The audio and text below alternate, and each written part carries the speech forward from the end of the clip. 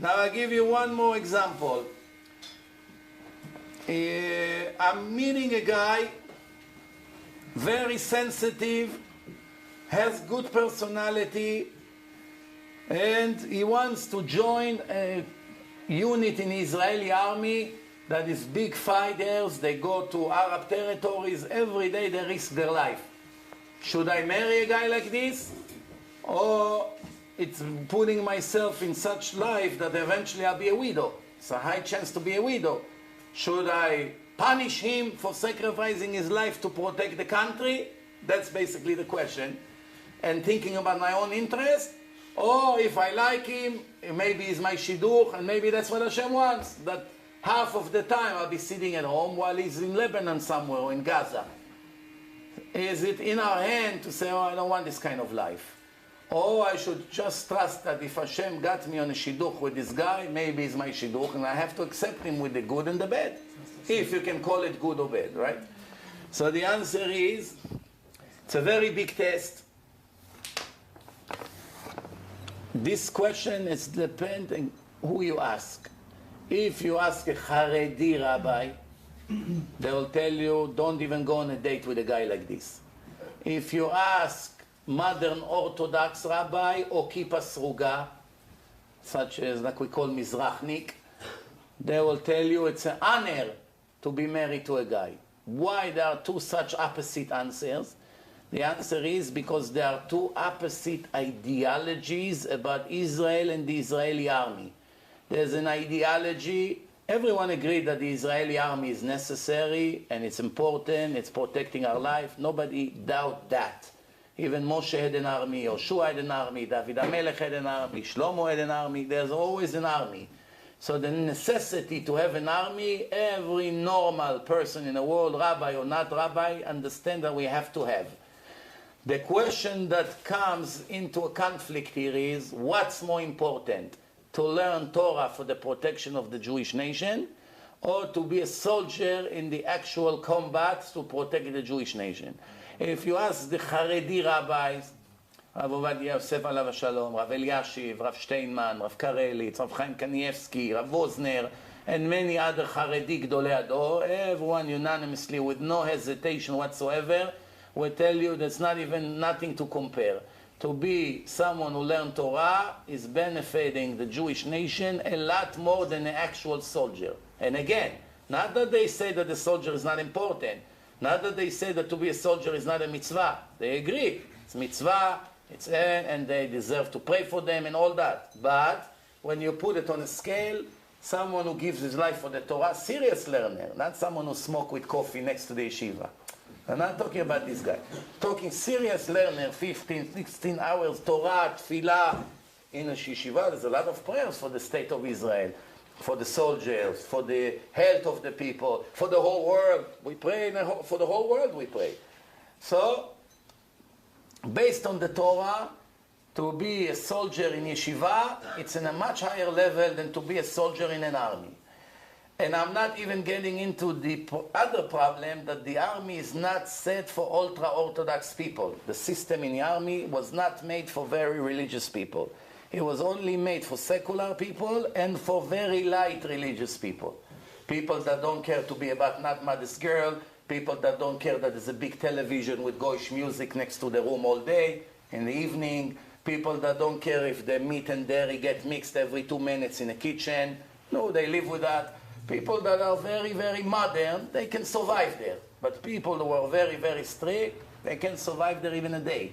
So now, if you ask what we call Kippot Srugot or very modern Orthodox, they will hold that the army is just as important as Torah or more.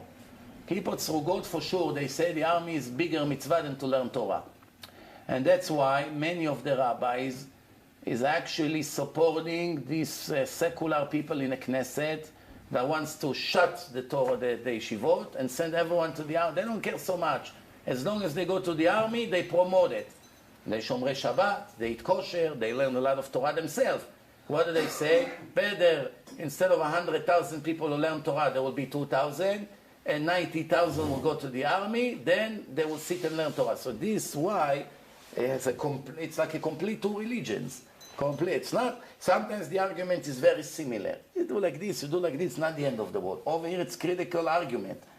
Because according to him, you're very big tzaddik. And if you do like this, you're not tzaddik. And according to him, it's the opposite. Do you understand what's happening here? That's why it's a tricky question. To marry a fighter in a commando, you ask Chacham Ovadia Yosef alav shalom, there's no question, he will tell you, you better marry someone from the yeshiva here that learn 15 hours Gemara, then take for adventures and be a widow and who knows. You ask one of the Rabbanim HaTzionim, they'll tell you it's big zchut to marry to such a fight. When Mashiach comes, we'll see who was right. That's bottom line. Sometimes there could be surprises. But we will see eventually which ideology was more correct. Now, Rabbi, if the Israeli army would, your opinion, yes, I understand it's not the law, your opinion, if the Israeli army would completely comply with all rabbis' rules, kosher, separate, sleeping separate, mothers, no TV at night, this and that, as much as we can, and put a special parts or special divisions for those people say, okay, you're going to be there, it's going to be your place, you're going to be learning Torah. It will never happen. Not 10 hours. It will never. Learning 2 hours. It will never happen. Never. I tell you why. Because 80% of the soldiers are not Shomer Shabbat, and they are not interested in religious lifestyle. You cannot make 80% suffer to compromise for 20% to satisfy them. You want to help the 20% on the expense on the 80%? No, we'll put you together. No, they'll become very depressed. All Haradim can be separate. Separate, we put you in a special part. It's not so simple. Now they try that. They try. But really the truth is, in the beginning I thought what they call Nachal Haredi means that the parachuters and fighters, that they're really Haredim. But now I read clearly someone who wrote the entire thing and took picture, not even one there is Haredi. It's all modern Orthodox people and Kippot Srugot. They called Nachal Haredi, but there's not one Haredi who is a Ben Torah over there. So what would happen to somebody who is Haredi and he will go to Israeli army and maybe not those 2-3 years he has to serve, will completely comply? Okay, it's an army, what do you want? It's a war. If the Goy put a gun into your head. 18 years ago, the chairman of Bnei Akiva, which is the Kippot Srugot movement in Israel, the biggest, he was interviewed in Israeli newspaper. So they asked him, what do you think about the education of Bnei Akiva? So he's the head of the movement worldwide. He answered, Nichshalnu bechinuchenu. We fail in our education. What did he write? Our children going to mixed parties, they're going to the theater, they're going to a mixed party, they take drugs. This was 18 years ago. They take drugs and they even do the wars. They even take their yarmulke and put it in their pocket. So your answer is would be irreversible damage if they go and serve 3 years like that. And no, in that interview, he admitted that more than 90% of the soldiers who went to the army with Kippa Sruga left the army complete secular. Now you tell me, do you even need an answer from me or no? Yes, I do. And you know why? And these were people who were already accepting this kind of lifestyle before. But when they went to the army, whatever they kept, they stopped. Rabbi, everybody in this lecture are very, very lucky. You know why? We are absolutely different from everybody else. And you know why?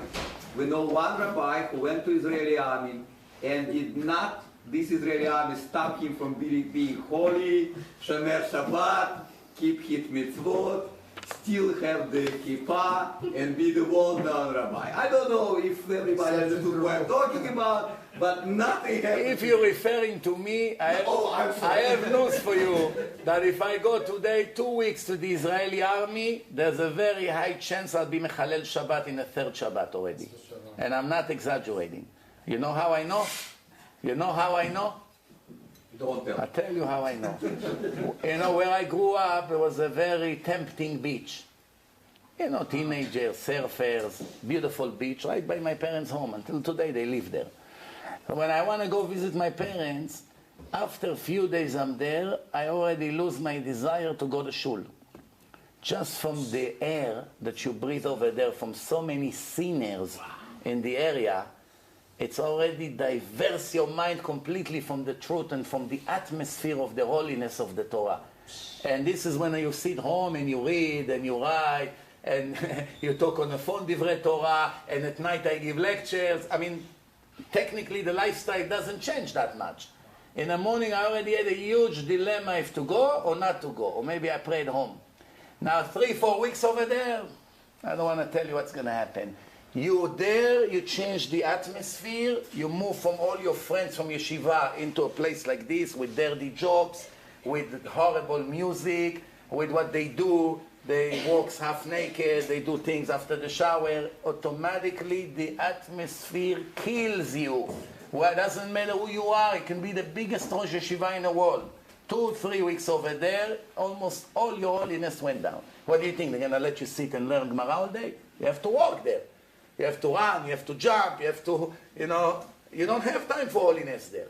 So the holiness will go away. That's it. That's a real imunah. I don't have it, I can admit. I'm surprised you're telling me you are. Hashem said, Im ta'azveni yom, yomayim e'ezveka. You leave me for 1 day, right away I leave you for 2. You leave me for 2, you feel the absence of me in your life for 4 days. That's the most difficult part. You want to do it 3 years? Hashem leave automatically for 6 years. If something would be left by the person, who knows? Okay, let's move on.